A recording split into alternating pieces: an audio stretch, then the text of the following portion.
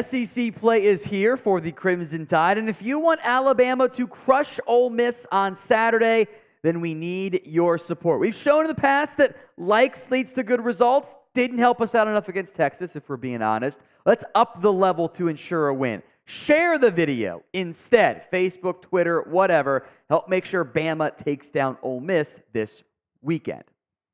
Some injury news to get going to begin today's show. Seems like Jaheim Oatis is going to be just fine. He did appear in a walking boots early on this season against Ole Miss, I should say. Back at practice, though, so should be fine. Again, he showed a lot of promise back in 2022. I think is going to be primed for a big run in SEC play.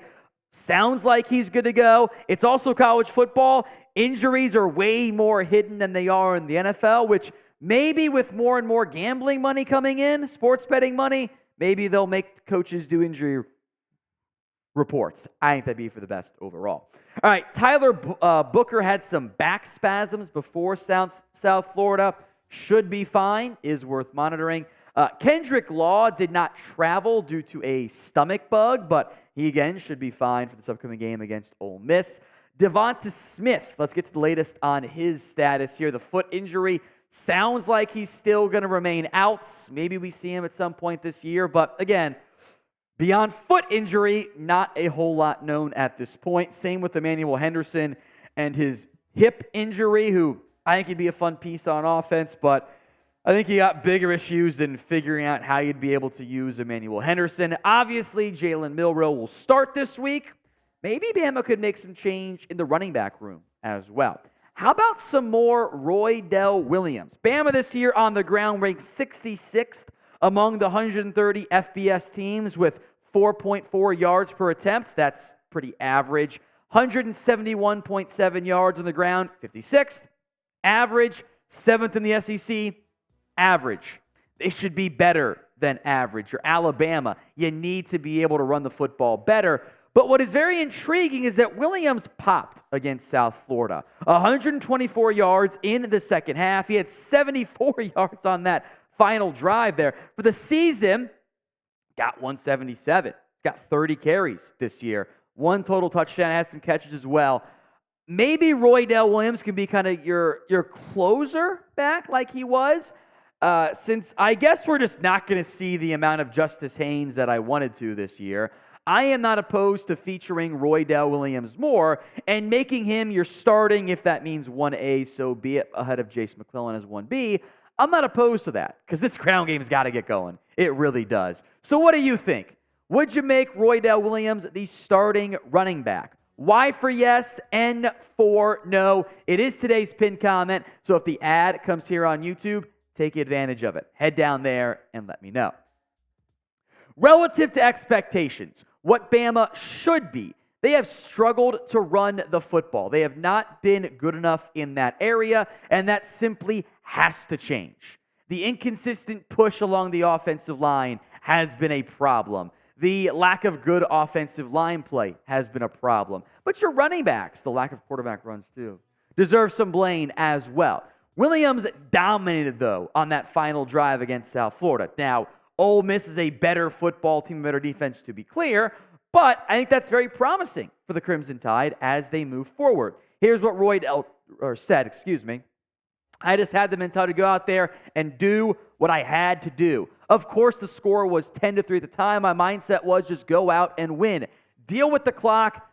Do what we had to do to win that game. So the mindset moving forward for the Crimson Tide. Can't afford another loss. Already have one against Texas. Got to take care of business in the SEC. You can bet on Alabama still with our sportsbook partner, BetUS. Chatsports.com/TideBet. Promo code TIDE125 gets you a 125% deposit bonus. That's chatsports.com/TideBet. Promo code TIDE125. The Week 4 odds on BetUS. Bama's obviously the favorite by 7. We've talked about that before. Over-under kind of fluctuating between 55 and 56. So does the over or under hit this week? The under hit with ease yesterday, or last week I should say. Type in O for over or U for under. Let's talk offensive line now. Kadyn Proctor has been really underwhelming, and frankly, I would say one of the bigger disappointments so far this season, particularly as a pass protector. He has not been good enough. Here are the numbers per Pro Football Focus from the first 3 games this season. Middle Tennessee State, he allowed 0 sacks. That's good. 2 pressures. Okay, the pass block grade wasn't elite, but that's fine. Against Texas, oh boy, 2 sacks allowed, was getting worked by a fellow true freshman in that game, by the way. 5 pressures, a sub-37 pass block grade. Better against South Florida, but still not good enough. 2 sacks allowed, 2 more pressures, 51.6% pass block grade, or not percent, but 51.6 pass block grade. That's not good enough. Now, I like the upward trend from Texas to South Florida, but that would only get us back to MTSU levels. He needs to be better. I wonder what that means for Elijah Pritchett, by the way. Does that mean he's really that bad? Bama's shown no interest in making a change. The offensive line in general seems much more disjointed than should be acceptable for a Crimson Tide football team that has consistently churned out top-tier offensive linemen. I'm concerned about that. Who should play left tackle? KP for Kadyn Proctor or EP for Elijah Pritchett? I am not opposed to giving Pritchett a shot. Now, the argument of offensive line consistency is totally valid. Chemistry matters. But I kind of want to see I want to see more of these guys, especially if the game is manageable against Ole Miss. Pritchett's only played 8 snaps this year. I think Proctor has been a massive liability. Who I like him still long-term. Maybe he just needs more time. Can it really get that much worse? And if the staff says, yes, it is, okay, that's fine.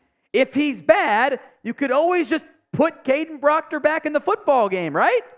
I don't think Proctor is so weak mentally that he couldn't handle getting benched for a drive or 2. And if he is, that's an entirely different conversation that is probably a bigger problem than what you have right now. Maybe it'll light a fire under Kadyn Proctor. Maybe Pritchett will look great. And maybe you have a new left tackle option. Entering the camp fall, I'm like, okay, Pritchett's the guy to start. Maybe they'll make the move to Proctor later on. Maybe we have to flip our expectations on that side. I am worried about that left tackle spot. I'm worried about center too. Seth McLaughlin, you are not exempt from this conversation either. But just doing the same thing on the offensive line over and over and over again is kind of the definition of insanity. I don't like it very much. We will see what, if any, changes get made for the Crimson Tide. So make sure you guys are subscribed. YouTube.com/RollTideTV.